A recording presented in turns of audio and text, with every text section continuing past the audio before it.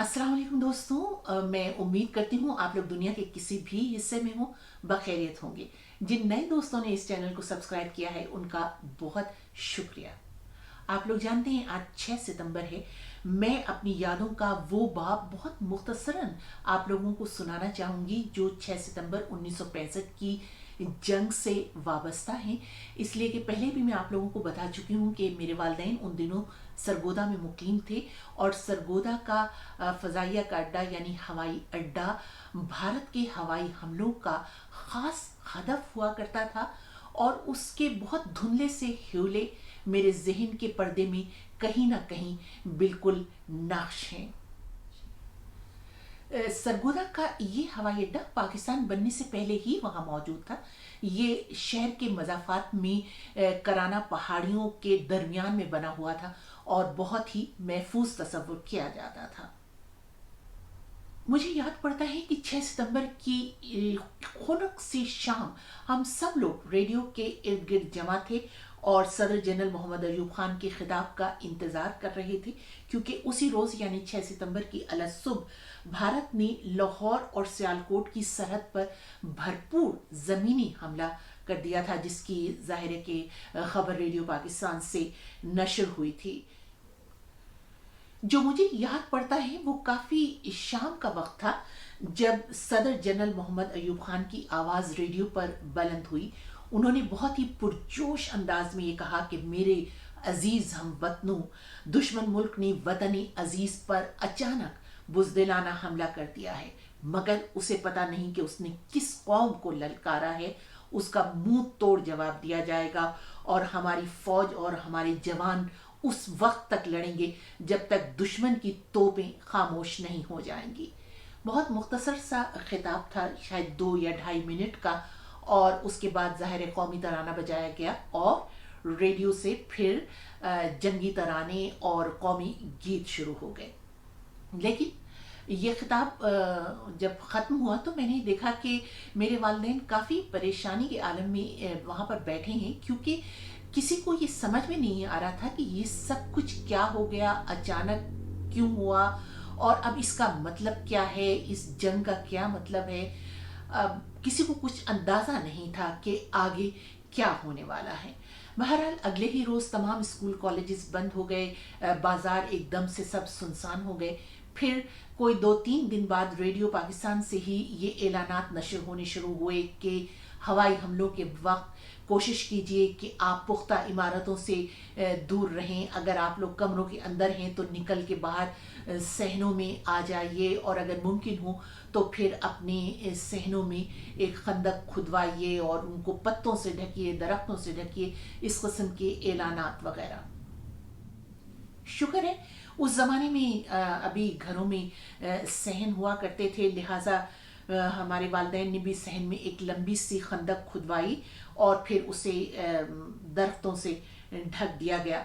जैसा कि मैंने पहले कहा कि सरगोदा का हवाई अड्डा हमलों का ख़ास हदफ था, तो रात में कई कई मरतबा सायरन बजा करते थे और हम सब लोग बिस्तरों से निकलकर सहन में बनी ज़ेरे ज़मीन खंदकों में भागा करते थे।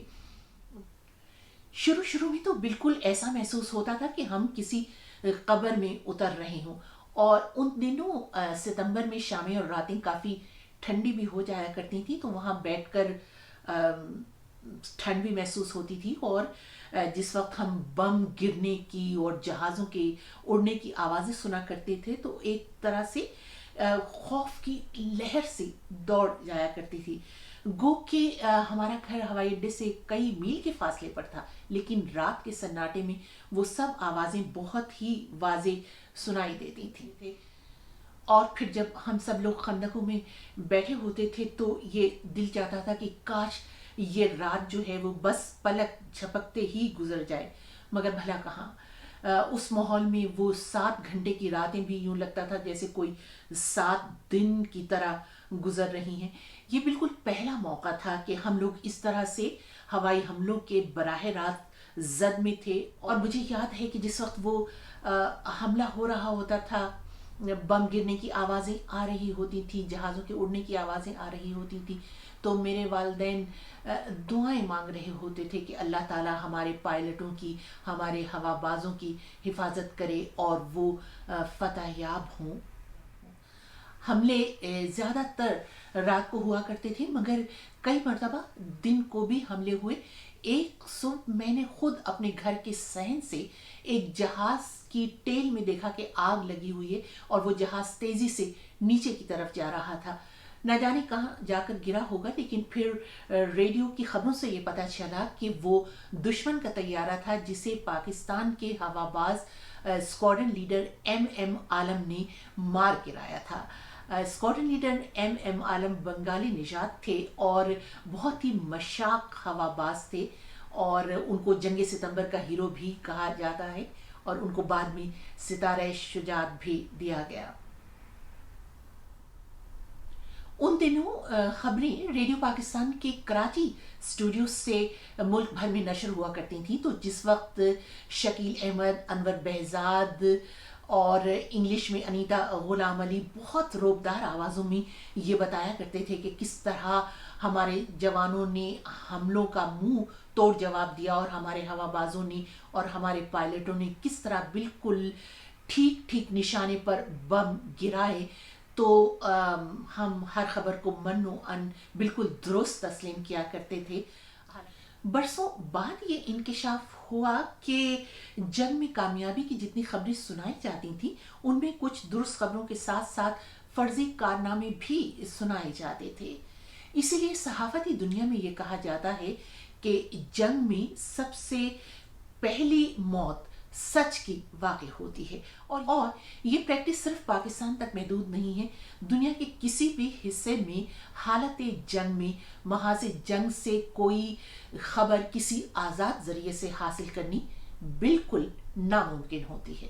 اب تو خیر یہ کتابوں میں بھی لکھا جا چکا اور اخبارات میں بھی، لیکن ہمیں پروفیشن میں آنے کے بعد یہ علم ہوا کہ حقیقت یہ تھی کہ 6 ستمبر کو پاکستان کی بین الاقوامی سرحد پر یہ ہونے والا حملہ کوئی اچانک حملہ نہیں تھا، بلکہ بھارت نے کشمیر میں پاکستان کی جانب سے آپریشن جبرالٹر کا دباؤ کم کرنے کے لیے پاکستان کی بین الاقوامی سرحد پر کئی محاذ ایک ساتھ کھول دیے تھے۔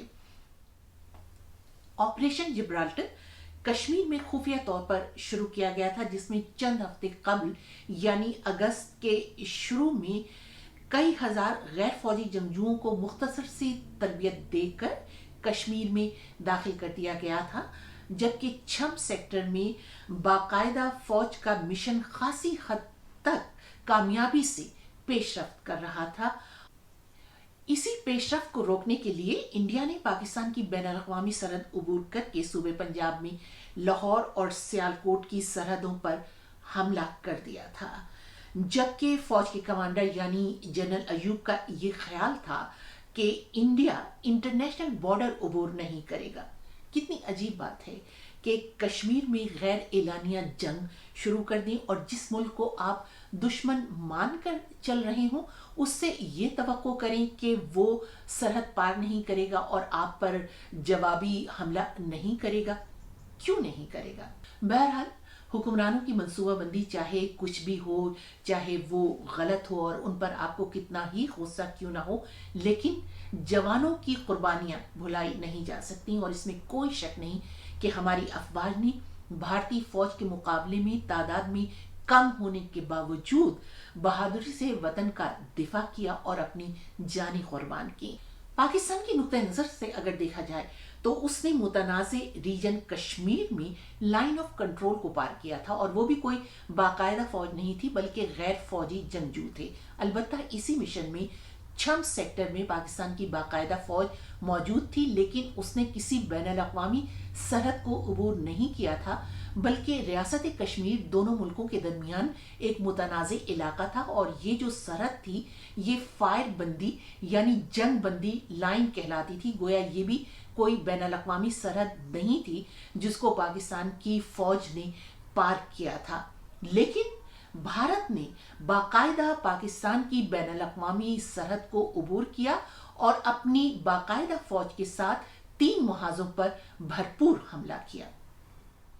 آپ لوگ جانتے ہی ہیں کہ وہ سرد جنگ کا زمانہ تھا، مگر मगरबी दुनिया का इत्तेहादी होने के बावजूद अमेरिका समेत किसी मगरबी मुल्क ने भारत की मजम्मत नहीं की। यहाँ तक कि अमेरिका ने पाकिस्तान से मुआहदों के बावजूद हथियारों की फराहमी भी मुअत्तल कर दी। आज सूरत अहवाल ये है कि इस जंग को ख़त्म हुए 55 बरस हो गए, लेकिन आज भी ये जंग किसी न किसी सूरत में पाकिस्तान और पाकिस्तान की कौम पर मुसल्लत है या मुसल्लत कर दी गई है। एक तलवार की तरह उनकी गर्दनों पर लटक रही है। किसी भी कौम के लिए इससे बड़ा अलमिया और क्या होगा कि वो मुसलसल हालत जंग में हो। आपकी राय का इंतज़ार रहेगा।